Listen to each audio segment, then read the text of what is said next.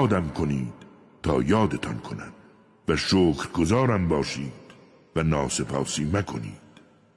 ای کسانی که حقایق را باور دارید، از صبر و نماز قدرت گیرید و بدانید خداوند بزرگ همواره با صابران است.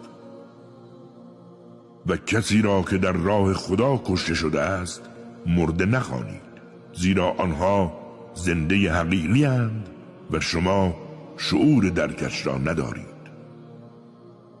بدون شک شما را به اندکی از ترس و گرسنگی و نداری و بیماری و همچنین کمی مال و اموال امتحان می کنیم تا اهل صبر از دیگران متمایز شوند. و مژده رسان به اهل صبر، همان کسانی که چون اندوه و مصیبتی به آنها رسد بیدرنگ گویند ما از آن خداییم و به سوی او باز می گردیم. درود و رحمت بی پایان پروردگارشان بر آنها، زیرا بی تردید راه یافتگان حقیقی اند.